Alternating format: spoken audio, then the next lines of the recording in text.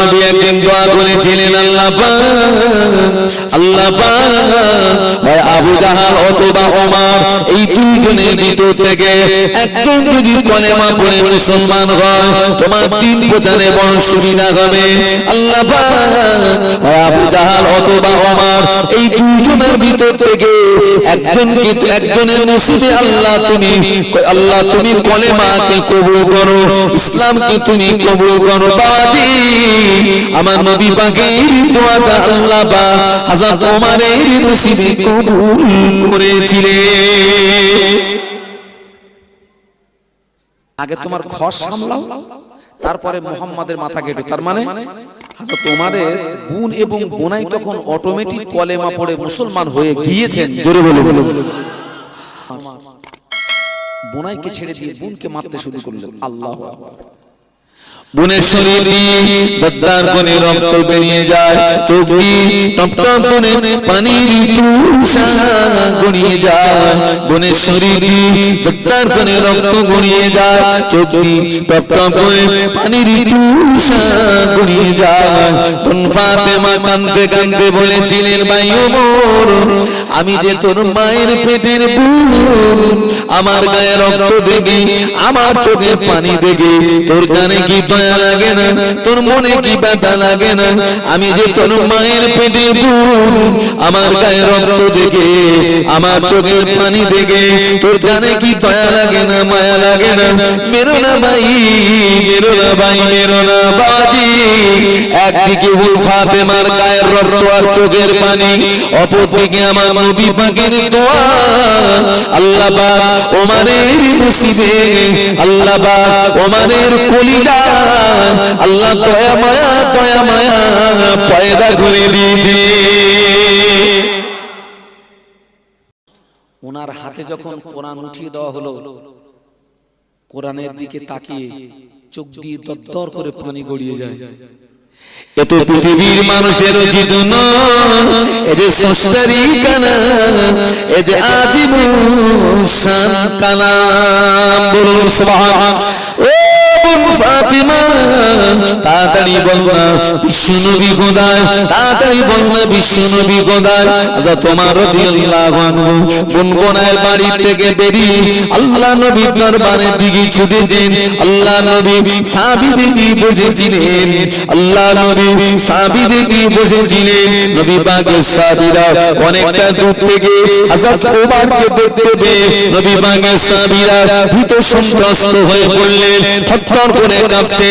ইয়া রাসূলুল্লাহ, ইয়া হাবিবাল্লাহ, আপনার জানের দুশমন ওমর আসছে, আপনাকে জানে মেরে দেবে, আপনাকে জীবনে মেরে দেবে, আপনাকে জানে মেরে দেবে, আপনাকে জীবনে মেরে দেবে।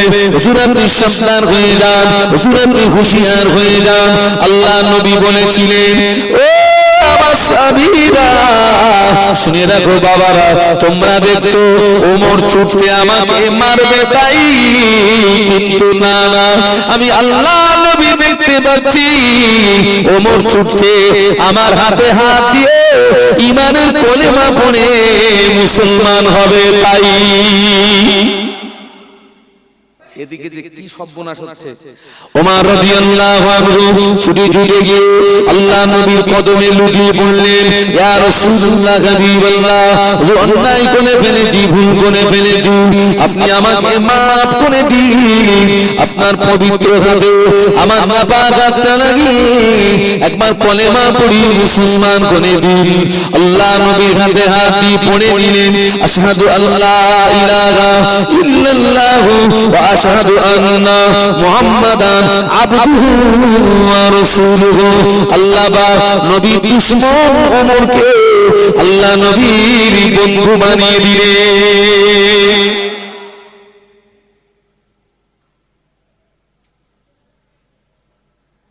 ও আমার ভাইরা, ওমর রাদিয়াল্লাহু আনহু মুসলমান হলো, নামাজের সময় হলো, আল্লাহ নবী বললেন, বাবা ওমর নামাজ পড়তে গেলে কোথায় পড়বো নামাজ? ইসলামের শুরুতে নামাজ হতো প্রকাশ্য নয়, গোপনে গোপনে গোপনে নামাজ হতো। আল্লাহ নবী বললেন, ওমর ঘরের ভিতরে দরওয়াজা দিয়ে নামাজ আদায় করবো কেন ইয়া রাসূলুল্লাহ? আল্লাহ নবী বললেন, ওমর আমরা যদি প্রকাশ্য নামাজ আদায় করি ওরা আমাদের ক্ষতি করবে। তোমার রাদিয়াল্লাহু আনহু ওই দিনে বলেছিলেন, ইয়া রাসূলুল্লাহ ইয়া হাবিবাল্লাহ, আমি ওমর বলছি আজকে থেকে আর ঘরের ভিতরে দরওয়াজা জানালা দিয়ে নামাজ নয়, আমি ওমর বলছি চলুন আজকে থেকে প্রকাশ্য আল্লাহ পাকের খানায় কাবাতে দাঁড়িয়ে নামাজ আদায় করব।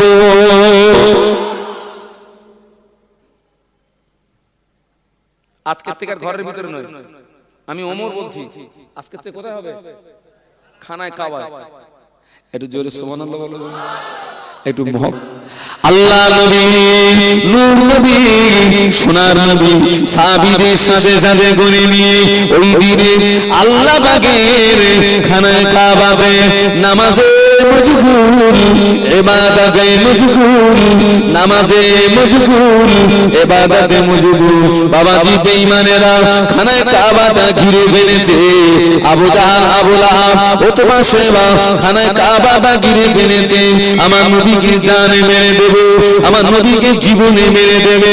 ওই ওমর, যে ওমর আল্লাহ নবী মাথা কাটতে গিয়েছিলেন, ওই ওমর ওই দিনে সেই তলোয়ারটাকে উঁচিয়ে বলেছিলেন, আবু জাহাল, আবু লাহাব, উতবা, শাইবা, আমি ওমর বলছি আমার ঘরে যতক্ষণ জান থাকবে, আমার নিঃশ্বাস যতক্ষণ জানিয়ে থাকবে, আমার নবীর সঙ্গে যদি কেউ বেয়াদবি করি, আমার নবীর সঙ্গে যদি কেউ খারাপ আচরণ করুন, যে তলোয়ার আব্দুল্লাহ দাদা মুহাম্মদের মাথা কাটার জন্য ওমরের হাতে উঠেছিল, ওই তলোয়ারটা আজকে তারই গর্দানে চমকাতে থাকবে।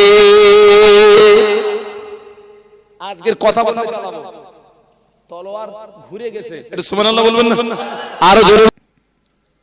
আল্লাহর ফেরেশতা জিবরিল আমিন আলাইহিস সালাম বলেছিলেন, ইয়া রাসূলুল্লাহ, হাবিবাল্লাহ, হুজুর আপনি ঘাবড়াবেন না, হুজুর আপনি ভয় পাবেন না। আল্লাহ পাক জানিয়ে দিয়েছেন আপনি শুধু এক মুষ্ঠ বালু ওদের দিকে নিক্ষেপ করে দেবেন। ওই বালুটা লাগাতে হবে কোথায়? দায়িত্বটা স্বয়ং আল্লাহ নিয়েছে। আপনার কাজ হবে শুধু ওদের দিকে এক মুষ্ঠ বালু, বাদ বাকি কাজ কার? কাবাকে ধ্বংস করতে এসেছিল কে? আর ওরে ধ্বংস করার জন্য আল্লাহ কি পাঠিয়েছিলেন? মূলত আবাবিল পাখি নয়, তয়রুন আবাবিল। তয়রুন মানে পাখি আর আবাবিল মানে ঝাঁকে ঝাঁকে। তাহলে একত্রে কি হলো? ঝাঁকে ঝাঁকে পাখি। ছোলার ডাল। ইয়া রাসূলুল্লাহ, ইয়া হাবিবাল্লাহ, হুজুর আপনি ঘাবড়াবেন না, হুজুর আপনি ভয় পাবেন না। আল্লাহ পাক জানিয়ে দিয়েছেন আপনি শুধু এক মুষ্ঠ বালু ওদের দিকে নিক্ষেপ করে দেবেন। ওই বালুটা লাগাতে হবে কোথায়? দায়িত্বটা স্বয়ং আল্লাহ নিয়েছে। আল্লাহু আকবার। আচ্ছা বলুন তো, আল্লাহর নবী মক্কাবাসীদের উপকার করছিলেন না ক্ষতি করছিলেন? ওরা তো জাহান্নামের ভিতরে পড়ে হাবুডুবু খাচ্ছিল। আল্লাহর নবী ওদেরকে জাহান্নামের ভিতর থেকে হাত ধরে টেনে তুলে আল্লাহ রাসূল ওদেরকে জান্নাতের রাস্তা দেখাচ্ছিলেন। এটা ছিল নবীর অপরাধ। আহা, আল্লাহ নবী গভীর রাতে সুজিরাতে ওদের ভিতর থেকে বেরিয়ে আল্লাহ নবী পাকের কলিজা ছাড়া সাহাবী আবু বকর সিদ্দিক রাদিয়াল্লাহু আনহুকে সঙ্গে করে নিয়ে আল্লাহ নবী সোজা গারে হেরা, আল্লাহ নবী গারে সুরে গিয়ে আত্মগোপন করলেন। গারে সুর হলো একটি পাহাড়, ওই পাহাড়ের উচ্চতা হলো 5000 ফুট। আল্লাহ নবী আবু বকর সিদ্দিক রাদিয়াল্লাহু আনহুকে সঙ্গে করে ওই পাহাড়ের ভিতরে আত্মগোপন করলেন। নবী ওদের মাঝখান থেকেই বেরিয়ে আবু বকরকে সঙ্গে করে নিয়ে আল্লাহ রাসূল অটোমেটিক জাবালে সুরে পৌঁছে গিয়েছেন। আর ওরা দাঁড়িয়ে আছে নবীর ঘর ঘিরে বার হলে নবীকে ধরবে। নবী কবিতার ভাষা কি বলছে দেখুন। মাকড় সাথে ফাঁদ পেতে যায়, কবুতরে ডিম পাড়ে। মাকড় সাথে ফাঁদ পেতে যায়, কবুতরে ডিম পাড়ে। তাই না দেখে কাফের সেনা যায় রে চলে পদ ভুলে। আমার নবী বিশ্ব নবী জগৎ জোড়ানা, সেই নামেরই দরুদ পড়ে জুড়াই সবার জান। আল্লাহুম্মা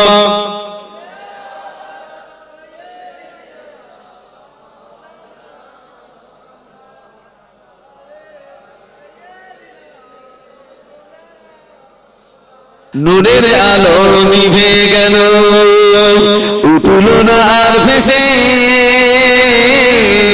হৃদয় আমার যায় গো ফেটে, নবী তোমায় ভালোবেসে। কোথাও খুঁজে পাবো না এমন মধুর নাম, সেই নামেরই দরুদ পড়ে জুড়াই সবার জান। আল্লাহুম্মা বলো বাবা, খুব মোহাম্মদ শুনুন।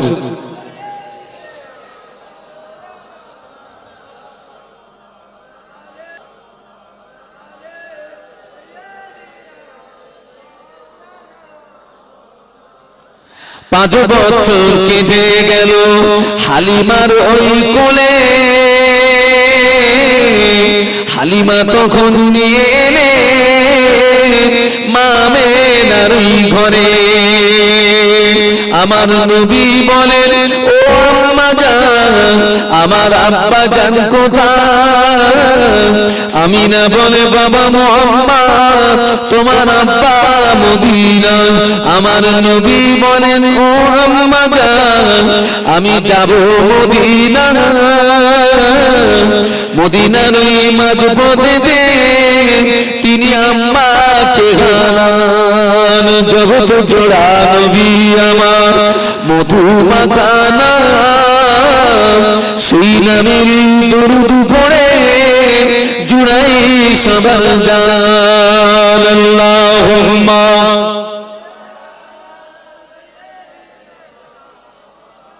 মদিনার যুবকেরা, মদিনার নওজোয়ানেরা, মদিনার যুবকেরা নওজোয়ানেরা, ওরা সংবাদ পেয়েছে আল্লাহ নবী নূর নবী সোনার নবী মদিনাতে আসছে।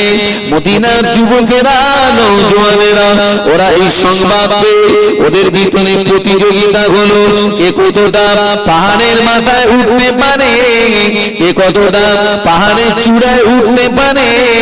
কেননা আল্লাহ নবী নূর নবী সোনার নবী মদিনাতে আসছে, কে আগে আল্লাহ নবীর চাঁদ মুখটা দেখতে পায়।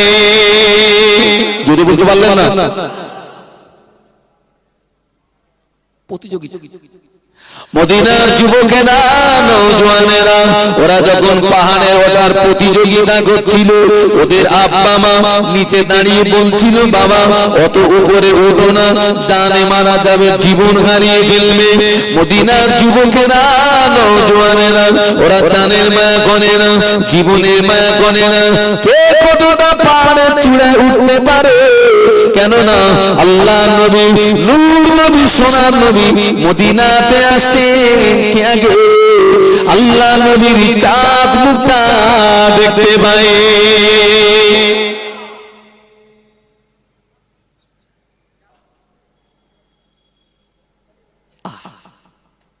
আল্লাহ নবী সুযোগ মতো, আল্লাহ নবী সুযোগ মতো মদিনাতে যেই না পদার্পণ করলেন, মদিনার যুবকেরা নওজোয়ানেরা অনেকটা দূর থেকে আল্লাহ নবীকে দেখতে পেয়ে ওরা খুশিতে বাগে বাগে একটা কবিতা পড়েছিল, তলাল বাদরু আলাইনা মিন সানিয়াতিল বাদাই ওয়াজাবা শুকরু আলাইনা মাদা লিল্লাহ দাই। তলাল বাদরু আলাইনা মিন সানিয়াতিল বাদাই ওয়াজাবা শুকরু আলাইনা মাদালিল্লাহ দাই। মদিনার মানুষেরা আল্লাহ নবীকে পেয়ে তারা যেন আসমানের চাঁদ হাতে মেঘিছে।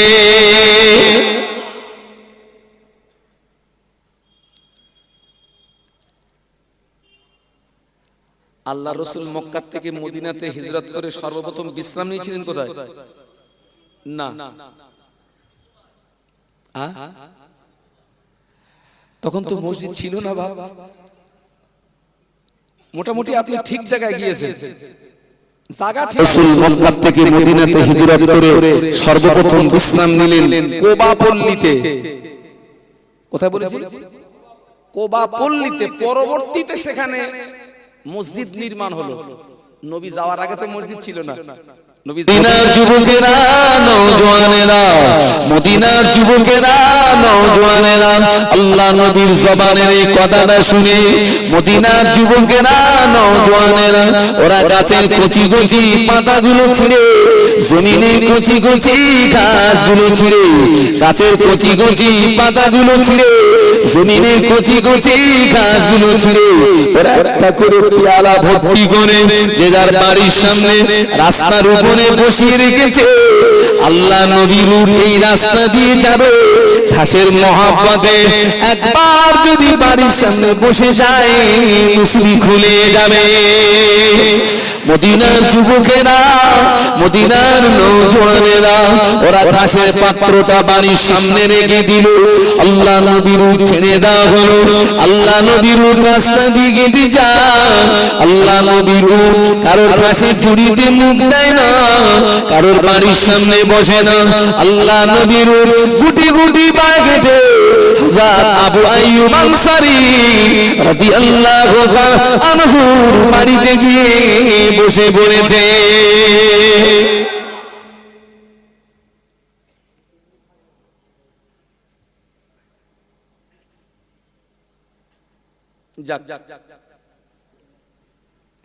আল্লাহ নবী বললেন, মান রাআ মিনকুম মুনকারান ফালিয়ুগাইয়িরহু বিয়াদিহি ফাইন লাম ইস্তাতি ফাবিলিসানিহি ফাইন লাম ইস্তাতি ফাবিকলবিহি ওয়া যালিকা দাফুল ঈমান।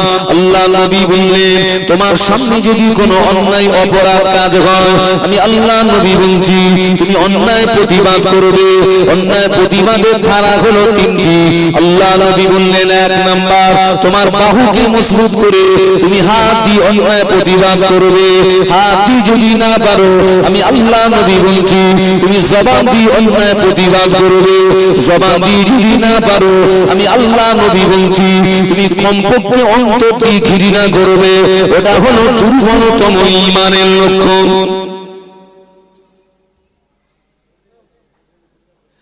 নবী একদিকে সত্য কলেমা প্রচার করেছেন, অপরদিকে অন্যায়ের প্রতিবাদ করেছেন।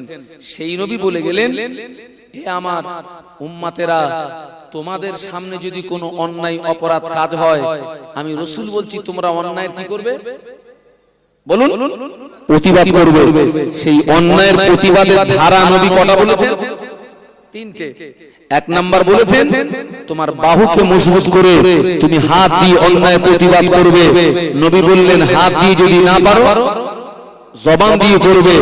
জবান দিয়ে যদি না পারো কমপক্ষে অন্তর দিয়ে ঘৃণা করবে। এখন প্রশ্ন হলো, হাত দিয়ে অন্যায়ের প্রতিবাদ করবে কারা? এ দায়িত্ব কি আমাদের সবাইয়ের, না কোনো শ্রেণী ভাগ আছে? না, হাত দিয়ে প্রতিবাদ করার দায়িত্ব সকল আর নয়। বড় বিশ্বাসে গুনিয়াতুত তালিবিন কিতাবে লিখেছেন হাত দিয়ে প্রতিবাদ করবে দুই শ্রেণী। কয় শ্রেণী?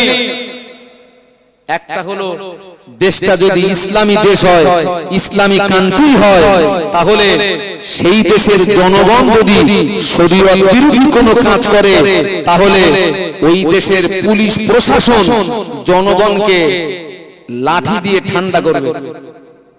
দুই নাম্বার, আব্বা মা বাবা ছেলে মেয়ে যদি কোনো অপরাধ করে, পিতামাতার হাত দিয়ে মেরে সোজা করার ক্ষমতা আছে না নেই? আছে। আল্লাহ নবী বললেন মুরু আওলাদাকুম বিসসালাতি ইযা বালাগু সাবান ওয়াদরিবুহুম ইযা বালাগু আশারান। আল্লাহ নবী বললেন তোমার ছেলে মেয়ের বয়স যখন হবে ৭ তখন তাদের তুমি নামাজের কথা বলো। ছেলে নামাজ পড়ো, মেয়ে নামাজ পড়ো। ৭ থেকে ১০ পর্যন্ত মুখে মুখে বলো। ১০ অতিক্রম হয়ে গেলে ছেলে যদি নামাজ না পড়ে, মেয়ে যদি নামাজ না পড়ে, আল্লাহ নবী বললেন ওয়াদরিবুহুম তুমি তাকে মারো।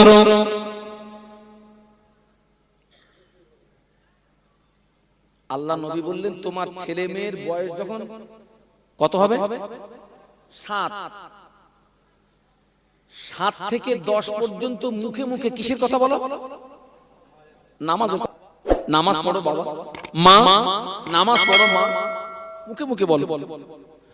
১০ অতিক্রম হয়ে গেলে ছেলে যদি নামাজ না পড়ে, মেয়ে যদি নামাজ না পড়ে, আল্লাহ নবী বললেন ওয়াদরিবুহুম আমরের সিগা তুমি তাকে মারো। বললেন আমি দাঁড়িয়ে গেলাম, আমার আম্মা জান কোথা থেকে ২টি ইট আনলেন। কি আনলেন? ইট। হুজুর বলেন কোথা থেকে আমার আম্মা ২টো ইট আনলেন। ২টো ইট এনে আমায় বললেন ও বাবা বসুর রহমান হাত দুটো সোজা করো। হুজুর বললেন আমি হাত দুটো সোজা করলাম।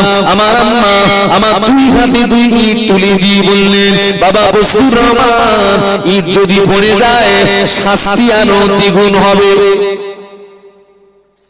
আচ্ছা ভাই ৭ বছরের ছেলে হাতে ইট রাখতে পারে? সম্ভব? হুজুর বললেন আমার হাত থেকে ইট পড়ে গেল, আমার চোখের পানিতে নাকের পানিতে একাকার হয়ে যায়। আম্মা জান আমায় বললেন ও বাবা বসুর রহমান যাও গোসল করো। হুজুর বললেন আমি গোসল করলাম।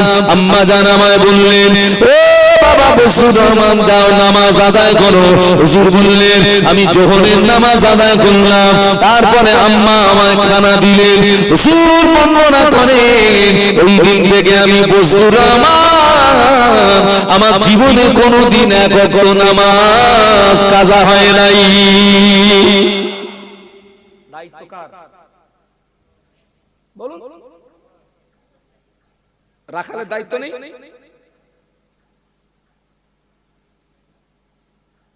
আপনি বলবেন হুজুরের মা এত নিষ্ঠুর, ৭ বছরের ছেলের হাতে ইট তুলে দিলে, ও তো ছেলের প্রতি জুলুম করেছে।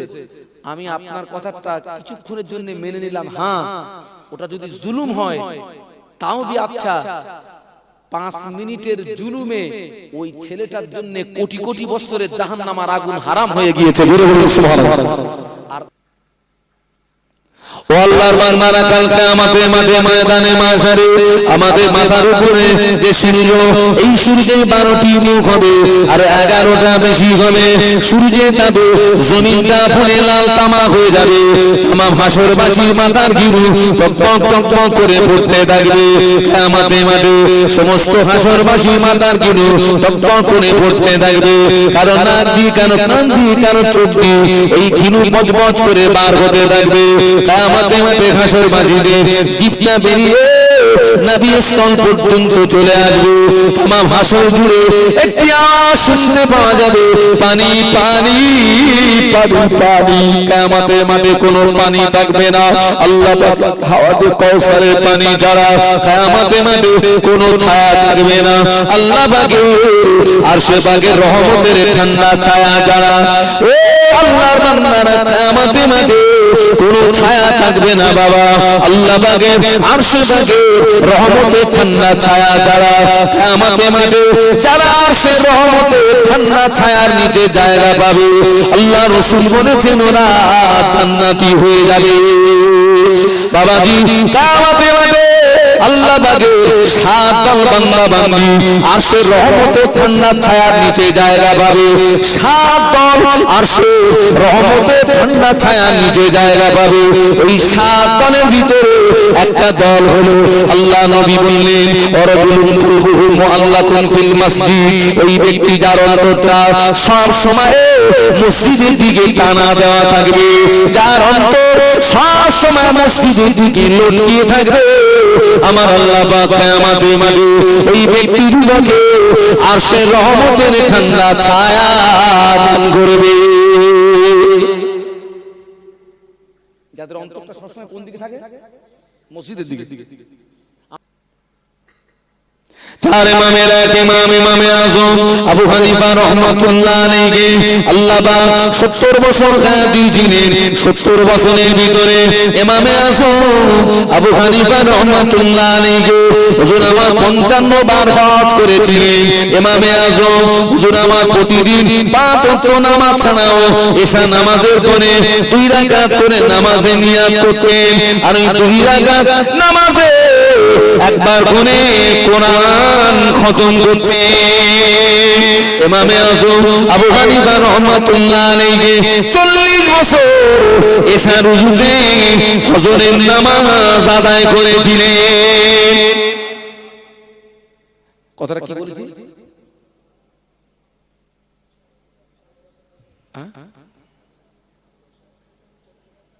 40 বছর এশার ওযুতে ফজরের নামাজ পড়েছেন ইমামে আযম আবু হানিফা রাহমাতুল্লাহ আলাইহি। হুজুরকে কারাগারের ভিতরে বন্দী করা হলো, জেলখানার ভিতরে বন্দী করা হলো।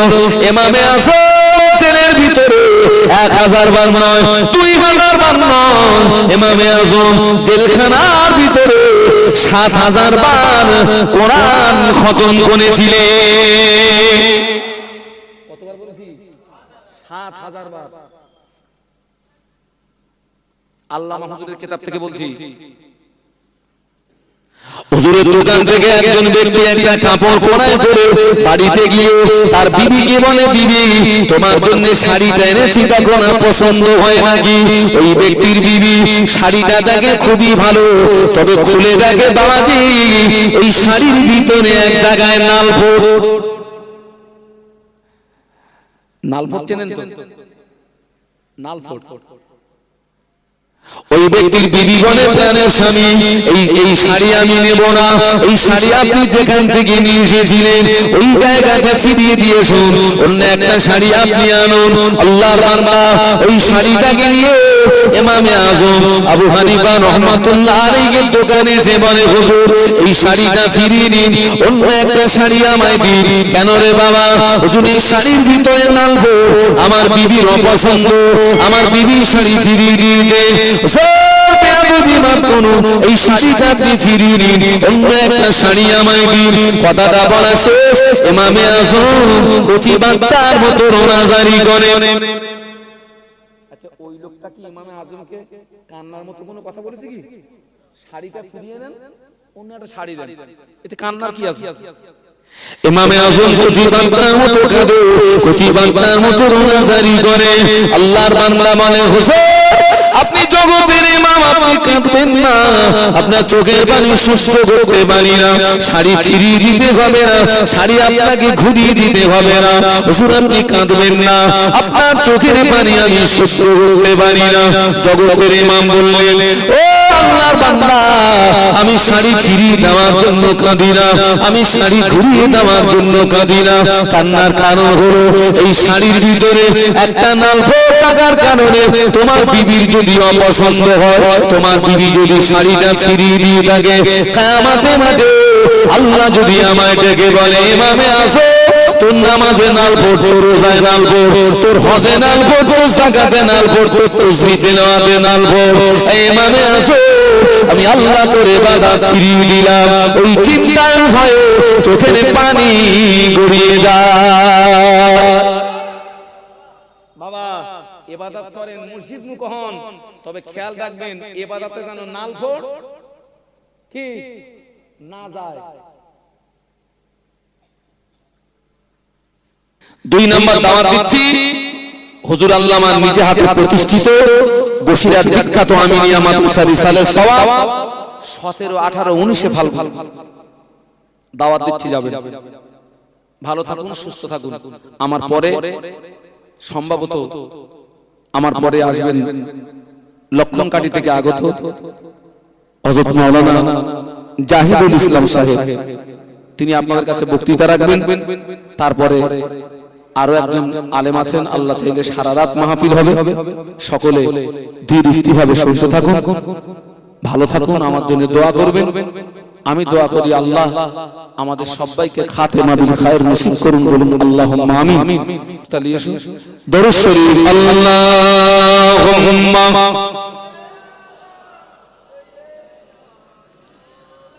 মাওলানা মুহাম্মদ ওয়া আলা আলি সাইয়্যিদিনা।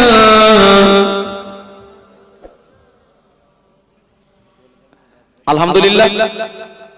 ভাই জাহিদুল ইসলামকে আমি আপনাদেরকে একটু পরিচয় দিচ্ছি। নিশ্চয়ই আপনারা মাওলানা দ্বীন ইসলাম বৈদ্যকে আপনারা চেনেন না? চেনেন লক্ষণ কাটি ওনার বড় সাহেবজাদা যে